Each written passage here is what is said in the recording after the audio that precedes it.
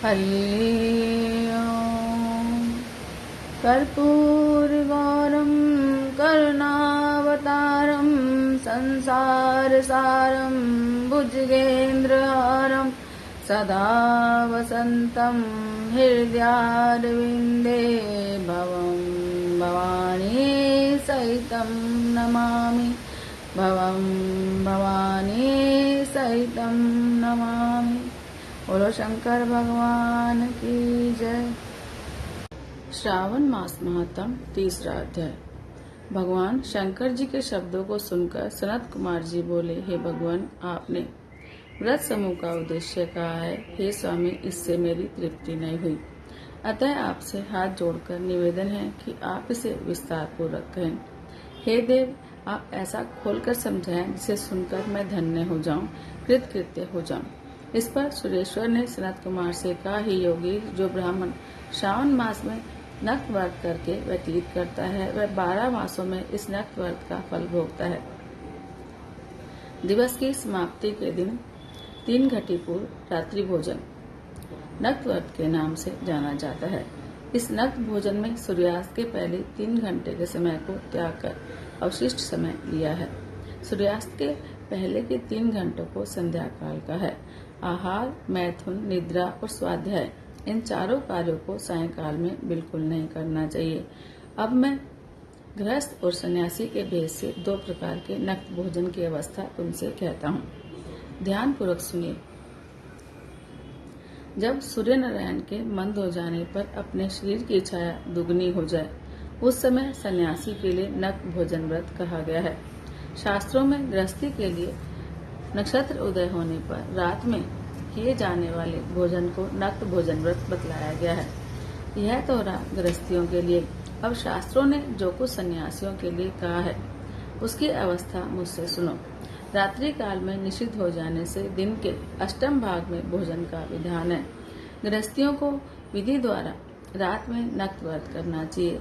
सन्यासी, विधवा और विदुर पुरुष सूर्यास्त के पहले भोजन करें।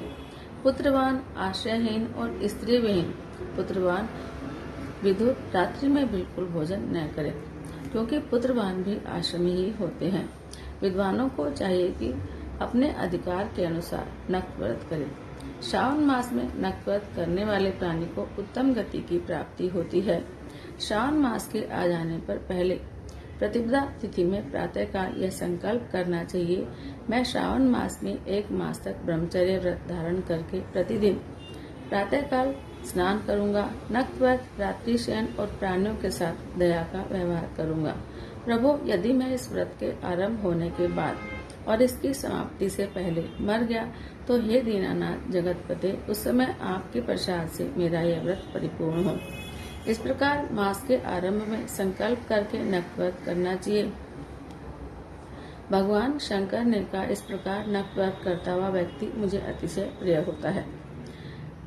अति रुद्र से ब्राह्मण द्वारा या स्वयं रुद्र का 1 मास तक जो अभिषेक करता है, हे ब्राह्मण, उस पर मैं बहुत प्रसन्न होता हूँ, क्योंकि जैसा कि तुम जानते ही हो, मुझे जल धारा अति प्रिय है।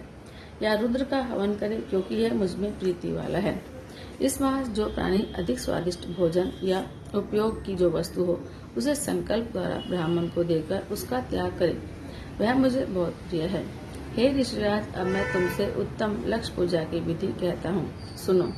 लक्ष्मी की प्राप्ति की इच्छा वाले मनुष्य को बेल पत्रों से, शांति की कामना वाले को दुर्वाओं से और आयु की इच्छा वाले प्राणी को चंपा के पुष्पों से भगवान श्री हरि की पूजा करनी चाहिए। जो प्राणी विद्या प्राप्ति की इच्छा रखता है, उसे मल्लिका और चमेली के पुष्पों से अर्चन करना चाहिए। तुलसी दलों से भगवान सदाशिव और भगवान श्री विष्णु प्रसन्न होते हैं। जिस मनुष्य को पुत्र प्राप्ति की इच्छा हो, उसे कटेरी के पुष्पों से पूजन करना चाहिए। जिसे दुस्वप्न दिखाई देते हो, उसे उनके नाश के लिए उत्तम धान्य से अर्चन करना चाहिए। देव के सामने रंग बल्ली, पद्म, स्वास्तिक और चक्र आदि बनाकर विभु का अर्चन करें। मनुष्य को संपूर्ण कामनाओं की सिद्धि के लिए सब पुष्पों से अर्चन करना चाहिए। यदि प्राणी लक्ष्मी पूजा करता है तो भगवान सदाशिव प्रसन्न हो जाते हैं। अंत में उद्यापन करना चाहिए। मंडप बनवाकर उसके तीसरे भाग में वेदी बनानी चाहिए। पुण्याहवाचन करके आचार्य का वरण करना चाहिए। मंडप में प्रवेश करके रात्रि में गाना बजाना करना चाहिए। वेद पाठ से जागरण करना चाहिए। वेदी पर उत्तम चतुर्लिंग तो व्रत बनाकर उसके बीच में चावलों से सुंदर कैलाश बनाना चाहिए। उस वेदी में यथा स्थान खूब चमकीला तांबे का कलश स्थापन करना चाहिए। उसमें पंच पल्लव और सूक्ष्म वस्त्र रखना चाहिए। उसमें पार्वतीपति भगवान सदाशिव की सोने की मूर्ति को पंचामृत से स्नान करवाकर स्थापित करके अर्चन करें।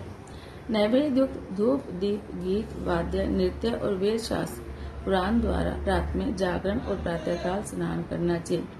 पवित्र शास्त्रोक्त विधान से वेदी बनानी चाहिए। तिल घी पायस मूल मंत्र गायत्री शिव सहस्त्र नाम से हवन करना चाहिए। शर्करा और घी युक्त चावल से हवन करना चाहिए।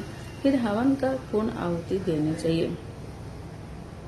प्रातः वस्त्र अलंकार भूषण से आचार्य का अर्चन करना चाहिए। ब्राह्मणों का पूजन करके उनको दक्षिणा देनी चाहिए।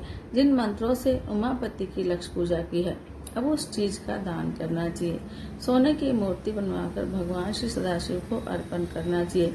यदि 1 मास तक दीप जलाया हो तो उसे दान में दे देना चाहिए। संपूर्ण इच्छाओं की पूर्ति के लिए सोने की बत्ती चांदी का दीप बनाकर गो घी उसे संयुक्त करना चाहिए। देवता से क्षमा प्रार्थना करने के बाद 100 ब्राह्मणों को भोजन कराना चाहिए। हे मुनिश्रेष्ठ, इस प्रकार जो मेरा पूजन करता है उस पर मैं अति प्रसन्न होता हूँ। यदि श्रावण मास में यह कार्य किए जाएं तो इनके करने से अनंत फल की प्राप्ति होती है। यदि इस मास में अपनी किसी प्यारी चीज का त्याग करके वह चीज मुझे अर्पण की जाती है तो तुम मुझसे उसका फल सुनो। इस लोक और परलोक में वह वस्तु लाख गुना अधिक प्राप्त होती है। फल की इच्छा त्याग करने पर यह फल होता है। निष्काम करने पर उत्तम गति की प्राप्ति होती है। जो मेरा भक्त रुद्री पाठ करता है वह प्रति अक्षर करोड़ वर्ष तक रुद्र लोक में जाकर निवास करता है। पंचामृत के अभिषेक से मोक्ष प्राप्त करता है। अब सावन मास में भूमि पर सोने वाले को क्या फल मिलता है उसे सुनो। हे योगीश, मूंगे या हाथी दांत से बनी हुई या चंदन की बनी हुई नवरत्न से जड़ी हुई मृदु गरुड़ चिन्ह से संपन्न कपड़े वाली रुई से भरी हुई गद्दे युक्त रमणीक झालरदार तकियों से संपन्न सैया उसको प्राप्त होती है। वह सैया उसे सुंदर स्त्री अन्य रत्नों से विभूषित मिलती है। इस सावन मास में जो ब्रह्मचर्य से रहता है उसका वीर्य अत्यधिक पुष्ट होता है। तेजस्विता बल शरीर दृढ़ता और धर्म कार्य में तमाम उपकारी वस्तुएं उसको सहज ही प्राप्त हो जाती हैं। उसे ब्रह्म की प्राप्ति हो जाती है। यही नहीं, निष्काम पूजन करने वाले को तो स्वर्ग में अप्सरा की प्राप्ति होती है। यदि और जो इस मास में मौन व्रत धारण करता है वह श्रेष्ठ वक्ता हो जाता है।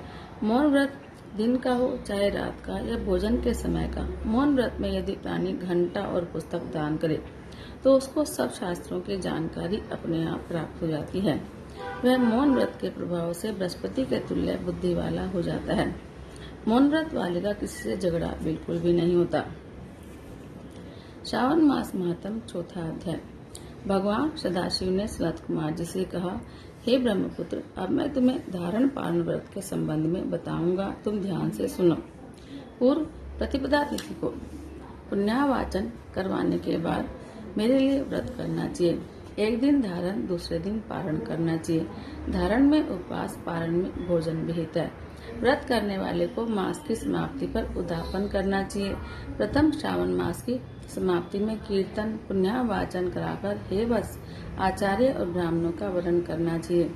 भगवान सदाशिव और भगवती पार्वती की सोने की प्रतिमा घट के ऊपर स्थापित करनी चाहिए और रात भर भक्ति द्वारा अर्चन करना चाहिए। रात को शिव महापुराण का श्रवण कीर्तन आदि करते हुए जागरण करना चाहिए। प्रातःकाल हवन करना चाहिए। ओम त्र्यंबकम यजामहे, इस मंत्र से तिलों और चावलों की आहुति देनी चाहिए। षडाक्षर मंत्र ओम नमः शिवाय से खीर की आहुति देनी चाहिए। फिर पूर्णाहुति देकर शेष कार्य समाप्त करना चाहिए। ब्रह्म भोज करवाकर आचार्य का पूजन करना चाहिए। हे योगेश, इस प्रकार व्रत को करने से मनुष्य ब्रह्म हत्या आदि पापों से मुक्त हो जाता है। इसमें रत्ती भर भी संदेह की गुंजाइश नहीं है। अतएव श्रेष्ठ श्रावण मास का व्रत करना चाहिए। हे महाभाग, अब तुम श्रावण मास में उपवास की विधि सुनो। हे ब्रह्मपुत्र, स्त्री अथवा पुरुष को इस व्रत के लिए संयत आत्मा एवं जितेंद्रिय होकर प्रतिपदा तिथि को प्रातःकाल इस व्रत का संकल्प करना चाहिए। अमावस्या के दिन लोकोपकारी वृषभध्वज भगवान शंकर का षोडशोपचार से पूजन करना चाहिए। ब्राह्मणों को वस्त्र अलंकार आदि द्वारा पूजित करना चाहिए। यथाशक्ति भोजन करवाकर प्रणाम कर विसर्जन करना चाहिए। इस प्रकार मास उपवास का व्रत मुझे प्रीतिदायक 1,00,000 संख्या वाली रुद्रवती विधि से करना चाहिए। हे महाभाग, ध्यान पूर्वक सुनो। यह विधि जो कि मैं तुमसे कहने जा रहा हूँ संपूर्ण सिद्धियों को देने वाली है।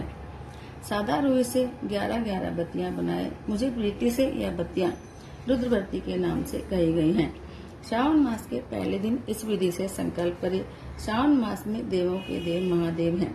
मैं भक्ति से उन गौरीश की 1,00,000 बत्तियों से आरती करूंगा। यह संकल्प करने के बाद 1,000 बत्ती द्वारा प्रतिदिन पूजन करना चाहिए। समाप्ति पर 71,000 बत्ती से आरती करनी चाहिए या हर रोज 3,000 बत्तियों द्वारा आरती करनी चाहिए। अंतिम दिन 13,000 बत्तियों द्वारा आरती करनी चाहिए या एक ही दिन में 1,00,000 रुद्रवती को जलाना चाहिए। यह बत्तियां मुझे अत्यधिक प्रिय हैं। इनको शुद्ध घी से सिंचित करना चाहिए। संसार के स्वामी भगवान सदाशिव का पूजन करके कथा सुननी चाहिए। श्री शरत कुमार ने भगवान श्री सदाशिव से कहा, हे ईश्वर, मुझे अब आप यह बताने की कृपा करें कि इस व्रत का प्रभाव क्या है, इस व्रत को किसने किया है और इस व्रत के उद्यापन की विधि क्या है। भगवान सदाशिव बोले, हे ब्रह्मा के पुत्र, अब मैं तुम्हारे लिए इस व्रत को कहूँगा। यह व्रत सब व्रतों में श्रेष्ठ और महान पुण्य देने वाला है, साथ ही संपूर्ण पाप ताप को हरने वाला है। इससे प्रीति और सौभाग्य की प्राप्ति होती है। पुत्र पौत्र और धन समृद्धि को देने वाला यह व्रत भगवान श्री सदाशिव को बहुत प्रिय है। इससे उत्तम शिवलोक की प्राप्ति होती है। सत्य तो यह है कि तीनों लोकों में रुद्रवती जैसा दूसरा कोई भी व्रत नहीं है। इसके संबंध में अब मैं एक पुरातन कथा कहूँगा। शिप्रा नदी के सुंदर तट पर रमणीय उज्जैनी नाम की एक पुरी है। उस नगर में सुगंधा नामक एक अत्यंत सुंदर वैश्या रहती थी। उस वैश्या ने संसार में अपने सूरत का अति दुसह 100 मोहर मूल्य की प्रतिज्ञा की। उसने युवा पुरुषों और ब्राह्मण कुमारों का धर्म भ्रष्ट किया। बार बार बहुत से राजाओं और राजकुमारों को बिगाड़ा। उनके भूषण आदि छीनकर उनको बुरी तरह से अपमानित करके अपने घर से निकाल दिया। इस प्रकार उसने बहुत से प्राणियों को बुरी तरह से लूटा और लूटने के बाद उनको घर से निकाल दिया। अब वे बेचारे शर्म के मारे किसी को अपना मुंह तक नहीं दिखा सकते थे। उनके नाम के अनुसार उनके शरीर की सुगंध 1 कोस तक जाती थी। उनके रूप की चारों ओर चर्चा थी।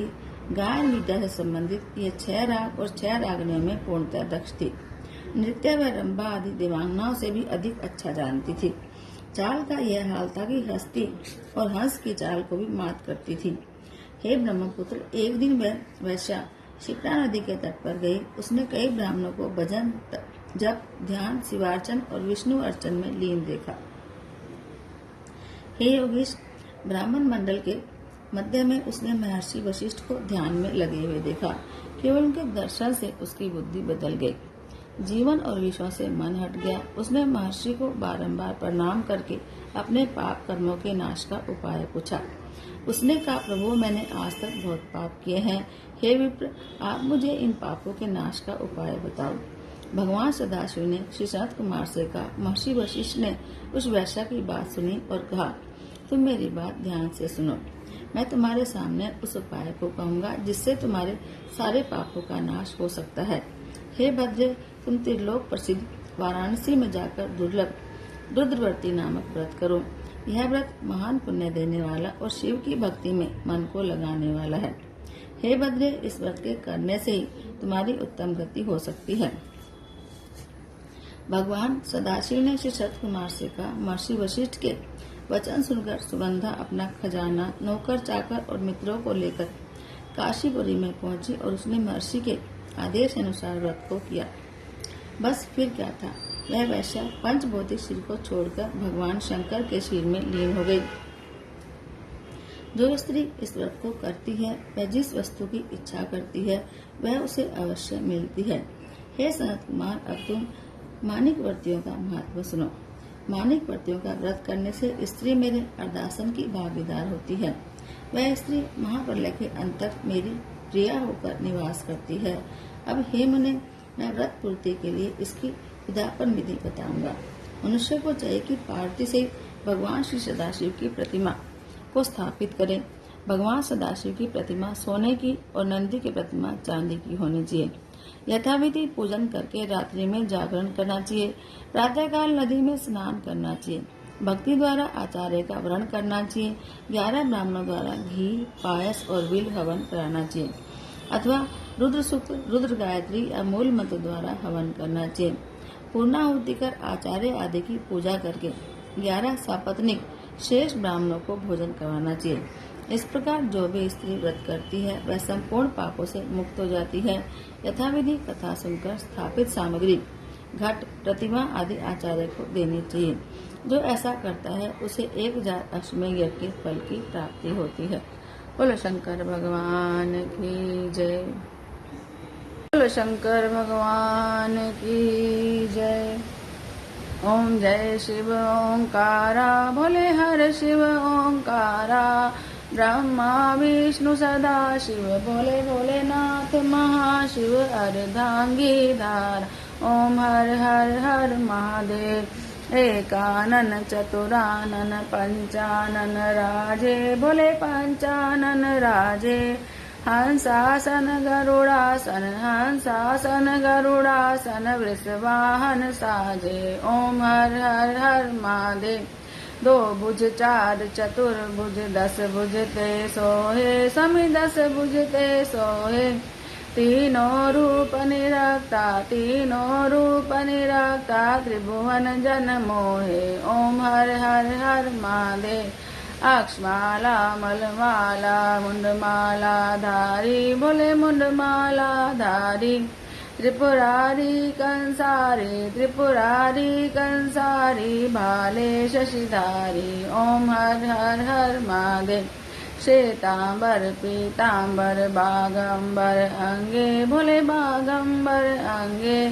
सनकादिक ब्रह्मादिक, सनकादिक ब्रह्मादिक। भूतादिक संगे, ओम हर हर हर महादेव। कर में श्रेष्ठ कमंडल, चक्र त्रिशूल धरता, भोले चक्र त्रिशूल धरता। जग करता जग हरता, जग करता जग हरता। जग पालन करता, बोलो हर हर हर महादेव। ब्रह्मा विष्णु सदा शिव, जानत अविवेका, भोले जानत अविवेका। प्रणक्षर के मध्य, ओम अक्षर के मध्य। ये तीनों एका, ओम हर हर हर महादेव। त्रिगुण स्वामी जी की आरती जो कोई नर गावे, समी प्रेम सहित गावे। कहत शिवानंद स्वामी, पढ़त हरि हर स्वामी। मनवांछित फल पावे, ओम हर हर हर महादेव। बोलो शंकर भगवान की जय।